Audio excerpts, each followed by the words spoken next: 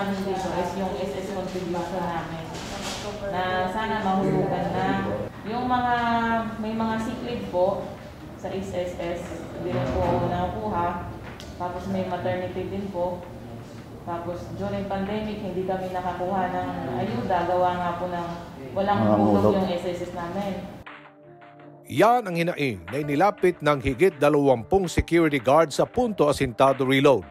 Ang kanilang inirereklamo ang kanilang ahensya na Smart Guard Security Services matapos matuklasan umano nila na ang ikinakaltas sa kanilang contribution para sa kanilang SSS o Social Security System ay hindi inihuhulog ng nasabing kumpanya. Gaya na lamang ng isang senior citizen na lagpas 2 dekada ng empleyado sa kumpanya pero hindi makapagretiro dahil sa takot na hindi makuha ang kanyang benepisyo mula sa SSS. Retiro na po sana ako, kaso lang po, wala pong hulog yung aking SSS kaya hindi po matuloy-tuloy yung aking pag-retiro.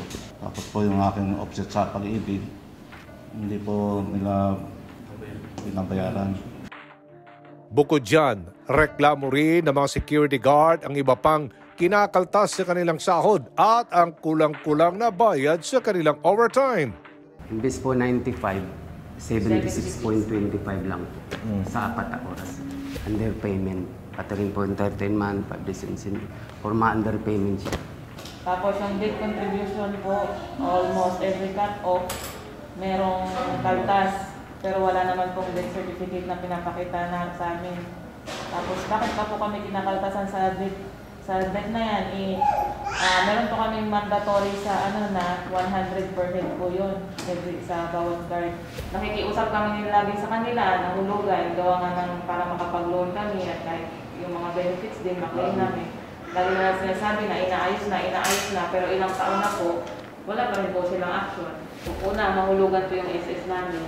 Saka hanggat maaari po sana makuha po namin yung mga dapat namin makuha sa kanila mula po nung mag-umpisa po kami. Pinuntahan ng Punto Asintado Reload Team ang opisina ng Smart Guard Security Services sa Makati City pero tumanggi silang magpaunlak ng panayam sa kamera. Sa kabila niyan, kanila namang inamin na nagkaroon ito noon ng problema at nakikipag-usap na rin umano sila sa SSS. Maging ang underpaid na overtime ng kanilang mga security guards ay kanila na raw inaayos at sinalang sa negosasyon. Pinuntahan naman ng aming team ang tanggapan ng Social Security System sa Quezon City para ilapit ang reklamo ng mga security guards sa kanilang natenggang hulog sa SSS. Aalamin lang namin yung mga petsa kung kailan po nag-umpisa ang kanilang trabaho sa security agency at kung hanggang kailan at ibabangga po namin yun sa aming SSS records. So magkakaalaman po talaga kung pabaya po yung security agency na yan at sasampahan po namin sila ng karampatang kaso. Kung yung sinasabi ng 20 security guard ay totoo, kakasuhan po ng SSS ang security agency na yan. May violation po sila sa Republic Act 11199 or the Social Security Act of 2018 na may parusang kabayaran ng penalty at kombinasyon din po ng pagkakulong kung mapatunayan po sila ay nagkasala.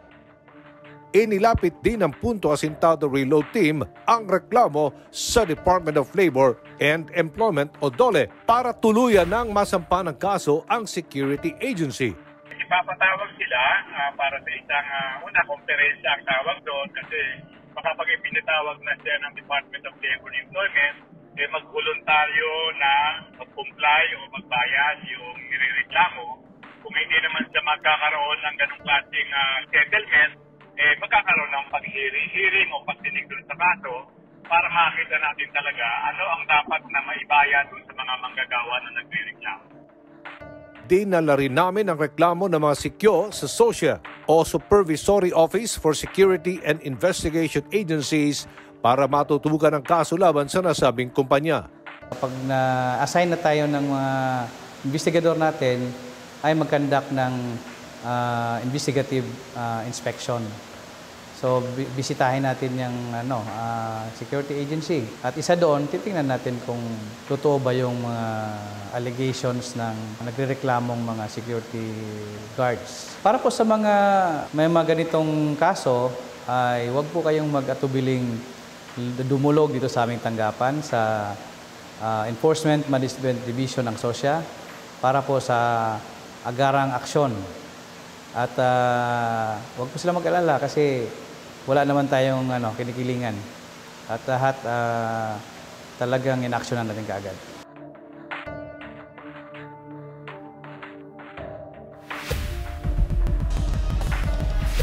Alright, aksyonan kaagad natin. Ito pong inaing ng ating mga kababayang higit 20 o 20 security guards.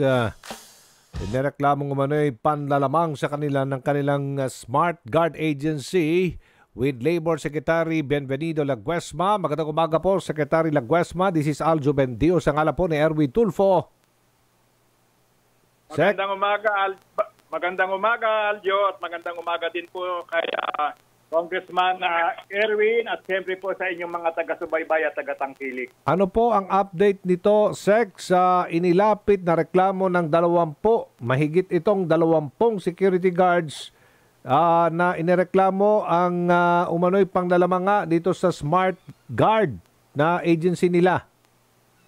Sa akin pong pagkakabatid, matapos po na magkaroon kami ng ikaipagpapayo, na dapat po ay maghain sila ng formal na reklamo sa atin pong Department of Labor and Employment dito po sa regional office. Yan po ay na rin ng atin pong departamento. At nakakatawa po na na-pick up po na maging ang SOSYA po ay tumutulong para po yung tinatawag ay policing their own ranks, no? Dahil yan po naman ay malaking bagay nang sa ganon hindi po nahihirapan ng ating mga manggagawa na security guard na nagtatrabaho, subalit hindi naman po pinagkakalooban ng tamang benepisyo ng kanilang employer. So may due process pa rin. Pending dito po sa reklamong planong isasampa formally, ay di pa natin pwede ipasarado ito, Smart Guard? Hindi po, alam naman po natin na tayo may due process. Okay. Kailangan po ay madinig natin ang panig na din ng kanilang inireklamo. Otherwise, yung mga tao ko po naman na magkakaroon ng problema, maireklamo naman po sila ng abuse of authority na hindi man lamang po dumadaan sa proseso. So, bibigyan po ng pagkakataon na magpaliwanag at pagkatapos po noon sa ka-action ng ayon po doon sa nakita ng ating pong mga kasamahan sa DOLE. Dapat bilis-bilisan na natin, Secretary Sigurado. Siguro, kailan po pwedeng papuntahin ang mga security guards dyan sa DOLE para formal na makapagreklamo sila sa security agency nila, Smart Guard ang pangalan ng agency? Ang alam ko po kasi, Aljo, nung pong kami po ay sangguniin, nagbigay na po kami ng advice na antimano, pumunta na po sila sa regional office nang hindi po naman nagtatagal ang pag-aasikaso sa kanilang kaso. Kung hindi pa po sila pumupunta, maaari na po silang magsadya dito sa pinakamalapit na tanggapan, malapit po sa kanilang pinagtatrabahuhan dito po sa National Capital Region. Kapag napatunay nagkasala ang Smart Guard Agency, ano po ang mga kaparusahan at kasong maring kakarapin itong agency na ito? Una po, pagbabayarin sila ng tama. Kung meron po silang mga kakulangan, may mga underpayment at kung makita po na unjustified ang kanilang refusal, pwede rin pong mangyari na madoble po yung kanilang liability dahil bukod po sa kung talagang pinahihirapan nila at hindi po naman nila, wala naman pong tamang kadahilanan at sila po ay sinasabi po natin na Aljo na unjustified refusal, pwede pong tignan yung pagpapataw ng doubling indemnity para po sa naman mapakinabangan ng ating mga manggagawa. Opo, sa ating pong batas paggawa, gaano po katagal ang proseso po dito? Upang sa ganun ay mabigyan po ng at least man lang hustisya. Opo, ang mga nagrabyado mga security guards. Aljo, gusto namin po na mabilisan, kung patapos po magdinig at kung kinakailangan po na kung bahagi po na meron silang isasubmit na dokumento, titignan, actionan po kagad yan ang amin pong tinatarget na mga panahon. sana po hindi lalampas ng isang buwan, natapos na po yung kompletong proseso. Opo. So ito lang po ang pwedeng gawin ng ng ating mga batas. Magbayad lang itong smart guard sa kanila. Wala na pong pagkakakulong. Hindi naman po tayo na involved doon sa pagpakulong ng mga employer. Okay. At ang atin pong layunin, Aljo, batid ko naman na kayo ay kasama rin namin, makalikha pa ng mas maraming trabaho, magpatuloy ang trabaho ng ating mga security guard, at hindi po tayo kagad pupunta doon sa pananaw na parusahan ng parusahan, magpasara ng magpasara. Maliban na lamang po kung yung kumpanya, ang kanya pong operasyon ay dudulot ng panganib sa buhay, kalusugan at kaligtasan ng ating mga manggagawa. Meron po tayong autoridad na magpasara ng kumpanya pagka ganyan po ang sitwasyon. Ibig sabihin po, merong exposure sa life and limb ng ating pong manggagawa. Hindi po natin pahihintulutan yan. Pwede yata ito ang social security system na kapag napatunayang nagkasala sila doon, itong smart guard. Pwede nila ipakulong ito eh. May batas ang SSS, tama ho? Opo, okay. Tama ka dyan, Aljo. Tama, SSS pala yun. Sorry po.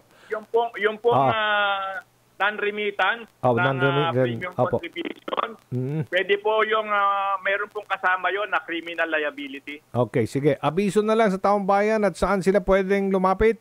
Sir, kung may reklamo sa kanilang kumpanya na sila ginigipit at hindi nga nire-remit ang kanilang mga hulog, contribution sa SSS, sa PhilHealth at Pag-ibig. Aljo, pwede po silang sa buong kapuluan po, sa nationwide, meron po tayong mga regional offices. Karamihan po niyan ay nasa sentro ng isang region, pero meron din po tayong mga provincial offices or field offices. Pwede po silang magsadya kagad doon at yung po mga usapin na saklaw ng Department of Labor and Employment, ang ginagawa po natin dyan, referral, yung nabanggit mo kanina, SSS premium, PhilHealth contribution, ayun po ay pwede naming i-coordinate doon po sa mga ahensya na nabanggit. At lagi po namang nagkakaroon kami ng koordinasyon, tulungan. Sa ganun ay magkaroon po ng kompletong solusyon yung inireklamo ng mga manggagawa.